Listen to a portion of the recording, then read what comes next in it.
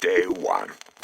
My psychiatric evaluator misunderstood the importance of giving me a clean bill of health. I explained that I do not lack a sense of moral responsibility. I simply disagree with his morality, or rather, his mortality. So begins my military career. The chessboard now lay before me, filled with the possibility of ultimate victory. Day 6. I exploited the drill sergeant's proclivity for alcohol to gain entry to the officer training program. When they announced my acceptance in front of the men, I humbly stated that I would not leave them for my own glory. Now, I must complete both boot camp and officer training. Day 19. The other men in my platoon prove worthless and weak. They cower under the burden of heavy packs and lack of sleep.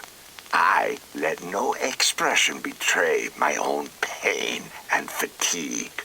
The men already jokingly called me General. The government can have their bodies, but I capture their minds and loyalty. Day 27. Private Bonnet, an agreeable soldier, ingratiates himself to me in hopes I drag him with me through the ranks. It is true a right-hand man should start at the bottom with you. This gives the illusion of equality. But Private Bonnet may do better as a sacrificial lamb, should the occasion arise. Day 35. Drill Sergeant Dushku sincerely believes in his own genius, poor fool. His lard-filled corpse chuckles as I grind my teeth down to powder fighting any reaction. His short-sightedness excretes from his pores along with this morning's spiked coffee. Day 45. I lead to Private Bonnet, the drill sergeant's inebriation, in total confidence, of course. It took less than an hour before most of the platoon knew. Their hatred of Dushku built slowly and dangerously. Each punishment doled out to me cements their loyalty. Soon a small spark shall ignite this powder keg. Day 50. I blurted an insult to the red-nosed Dushku as he applied a deserved punishment onto Private Bonnet. He screamed himself hoarse before pitifully retreating to the barracks. I must foot slog until sunset or drop. Each man peered from the barracks window, watching me march, unshaken, adoration in their eyes. Day 60. President-elect Dante inspected the base today, peace spilling from his lips. He lacks the will for strength. His eyes filled with compassion for the meat marching before him. I see his weakness in each wintry breath he takes.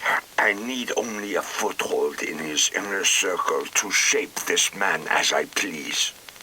Day 65, time for a tragedy, one that draws President-elect Dante back to the base.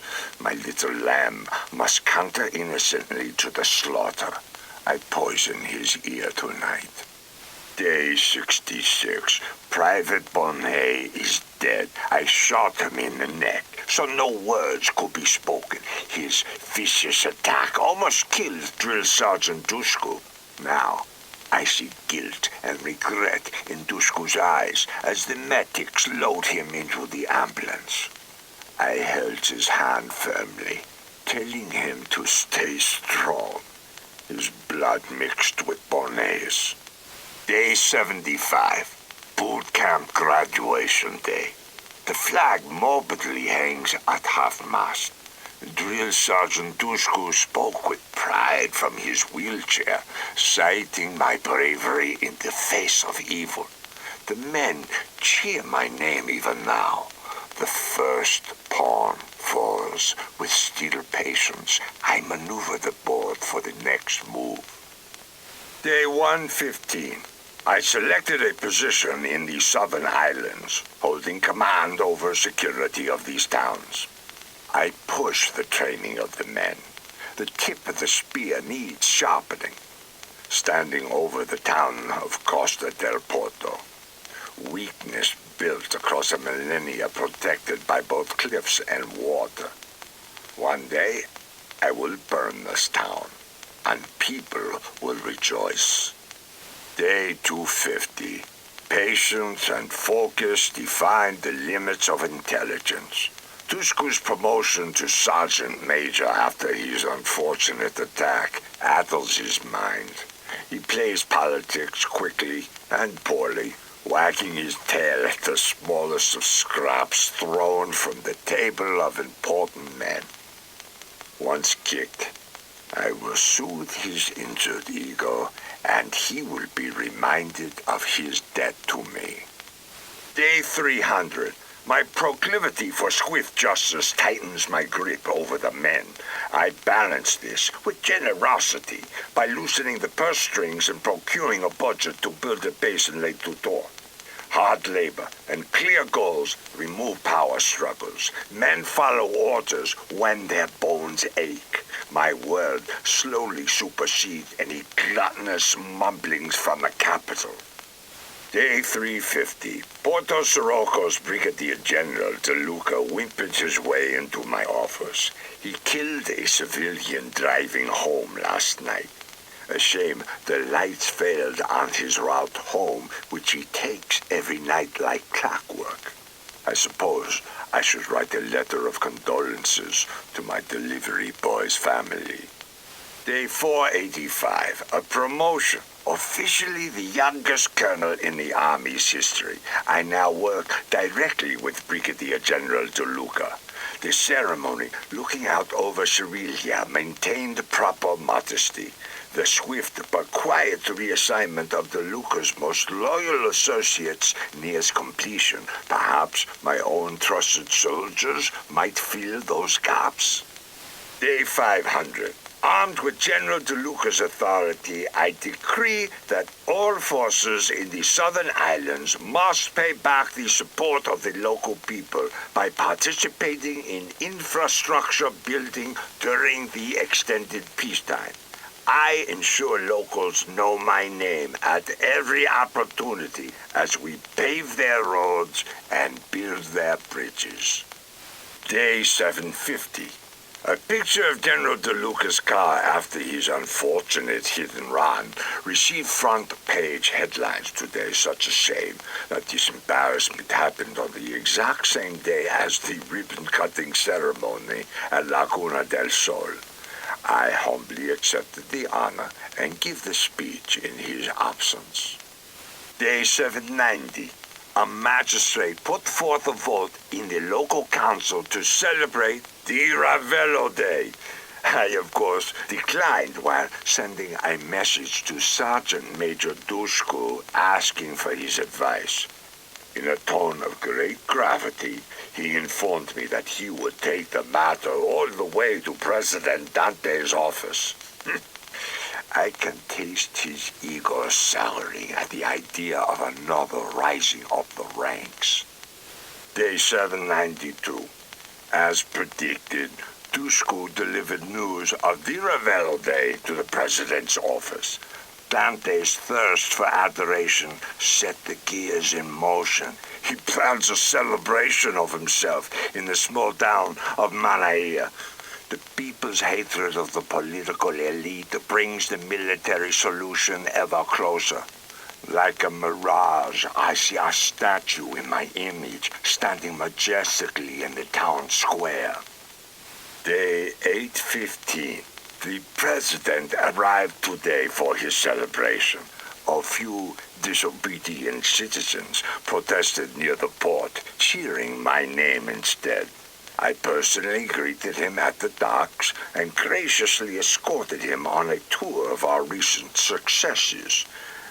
General De Luca's recent legal misfortunes still keep him away from public events. Day 816. Before boarding his ship to the capital, President Dante personally thanked me and intimated that the mess with De Luca must be resolved quickly. The president promises to place it at the top of his agenda. Now, I must tread carefully here, yet ensure that it continues to remain a priority. Perhaps another embarrassment for DeLuca will tip the scales fully in my favor. Day 860. While I talk on the telephone, DeLuca barges into my office, boiling with rage. He thunders about my inefficacy as a commander, his own superiority, my pathetic pampering of our worthless president. After enduring 2 minutes of his tirade, I calmly hold up a single finger, return to the phone, and assure President Dante that I will call him later. DeLuca's face blooms purple as an eggplant, his fate sealed. Day 912. Surrounded by the beautiful countryside, accompanied by just the right amount of pomp and circumstance, President Dante swore me into the position of Brigadier General. Congratulating me, he whispered that I should rely on him. He knows the trials of being young and in power. I look forward to whispering back to him one day. Day 913. The languor of the military ends today. Command and control are the foundation of my vision for the world. No more will government paychecks pamper wine-fueled retreats. The men must transform their soft skin to leather hide, their minds to steel traps of resolve, their will consumed by my voice. Today my claws tear into the flesh of this nation. Day 1281, with an unbreakable grip over the southern islands, I turn my focus to the scattered fishing villages in the western islands. These serpentine rock formations provide an ideal defensive structure for building a more advanced military away from the prying eyes of the capital. Day 1315. My meetings with the President's Defense Council proceed flawlessly. Their eyes fill with shame as I dissect their budgets, lifting corruption close enough to the light to dampen any dissent. The weaker representatives need only suffer some small tragedy to place them slithering on their bellies, begging for my leadership. Time to create an enemy. Day 1317. In my predecessor's files, I discovered a contact with the agency, a shadow American organization with their fat little fingers in every pie. As I wait to meet this mysterious figure with his cowboy drawl, my gaze falls upon a perfect plot of land for a future airbase in this region. My need for an enemy seems to have fallen into my lap. Day 1341. I saw disgraced ex-General DeLuca fishing off the pier. What a pitiful sight. The man wastes the precious oxygen of this earth. But I owe it to him to find one more use for his life. That agency man I met might be the key. I need only set the wheels in motion. Day 1349. One can conjure insanity within a subject. It just takes a bit of a sense of humor. The agency contact merely orchestrated some pranks on DeLuca, burning toast in his house while he's away, moving the dock he likes to fish at by a few feet, calling and saying nothing on the phone. Just enough mischief for him to begin to question his senses. Day 1377. After weeks of adjusting DeLuca's perceptions, the psychological cracks widened. He reacted violently to a local constable who received a tip that DeLuca was fishing without a license. When he showed the license, which we replaced with an obvious fake drawn by a child, he flew into a rage. He kept shouting that this was all part of an elaborate conspiracy. Day